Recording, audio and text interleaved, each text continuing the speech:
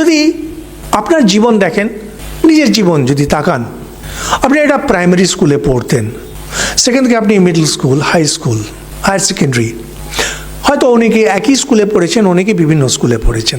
যারা বিভিন্ন স্কুলে পড়েছেন, যখন আপনি একটা স্কুল ছেড়ে আরেকটা স্কুলে যখন যাচ্ছেন, অনেক সময় চোখে জল বেরিয়ে আসছে। বন্ধু বান্ধবদের থেকে আলাদা হচ্ছে, চোখে জল বেরিয়ে আসছে।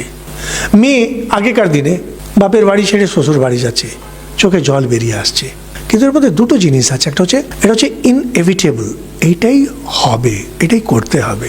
দ্বিতীয় কথা, এটা যেটা হচ্ছে, এটা বাজে কিছু হচ্ছে না, তুমি ইভলভ করছো, আরও বড় হচ্ছ। এটা মিডল স্কুল থেকে যখন হাই স্কুলে যাচ্ছে, খারাপ কিছু হচ্ছে না, এটা ইভলভ করছে। মানুষ যখন মরছে, মৃত্যু শোকের কারণ না, সে ইভলভ করছে।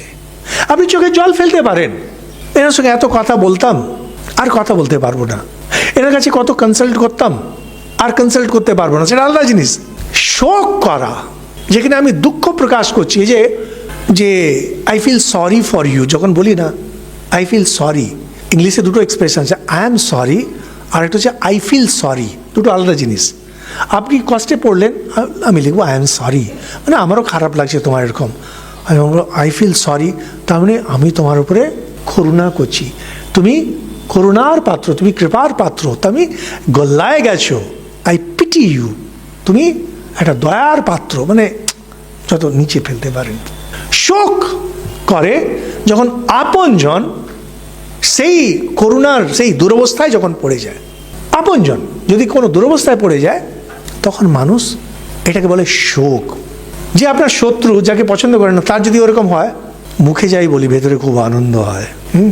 আর যার প্রতি আপনার কোনো সম্পর্ক নেই, তাকে দেখে আপনার একটা করুণা বোধ হয়, I feel pity for you. যদি আপনি বিচার করে দেখেন, সিম্পল হিন্দু জীবন দর্শন কখনোই আপনাকে অনুমতি দেবে না যে পরিস্থিতি যদি ওপর নিচু হচ্ছে, সেটার জন্য কেউ দয়ার পাত্র, করুণার পাত্র, কেউ মরে যাচ্ছে, অ্যাক্সিডেন্ট হচ্ছে, করুণার পাত্র, দয়ার পাত্র না। আপনার যতটুকু করার করুন। শোক যদি করতে হয়, যদি করতে হয়, বলছেন সদবৃত্তি ছেড়ে অসদবৃত্তি যদি করে নেয়, সদাচারী থেকে দুরাচারী হয়ে গেল, তখন না হয় আপনি একটু শোক করতে পারেন। আরে কি ভালো লোক ছিল, নষ্ট হয়ে গেল। ঠাকুর এগুলো অনেক সময় খুব বাজে ভাষায় বলছে, না, সাবির দিন ফিরেছে, ছিল বিধবা ব্রাহ্মণী, তারপরে উপপতি করেছে, টাকা পয়সা হচ্ছে, শোক করুন, কারণ সদবৃত্তিটা তার চলে গেছে। এখানে আমি মাঝে মাঝে ভাবি যে দেখুন, ভগবানের রচনা আর মানুষের রচনায় কত তফাৎ হয়। এই আমাকে যদি এটা লিখতে হতো ব্যাখ্যা, এখানে কি শব্দ দেবো যেটা এক শব্দতে এসে যাবে, আমাকে 1 মাস ভাবতে হতো, যাতে এটা ফিটিং। আচার্য শঙ্কর গড় করে লিখে চলে যাচ্ছেন, একবারে right word in right place, right idea, যেন রবীন্দ্রনাথের কবিতা। বলুন লিখতে 4টে লাইন, ইনস্ট্যান্ট লিখে দেবেন। পরে দেখবেন আপনি কোনো শব্দ কোথাও পাল্টানো যাবে না। কবিরা কার্পেন্ট্রি করেন না তা না, এই হলো ট্যালেন্ট। আচার্য শঙ্কর ঠাকুর তাকে অবতার বলছেন।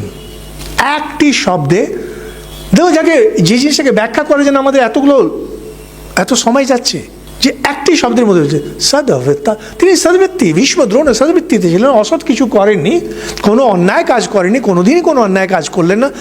তাহলে তার জন্য কেন শোক করবে? যদি শোক করতে হতো তোমাকে, তাহলে করতে হতো এই কারণে যে তিনি সদবৃত্তিকে কোনো সময় ছেড়ে অসদবৃত্তিকে অবলম্বন করেছিলেন, সদবৃত্তিতে ছিলেন, শোক করা যাবে না।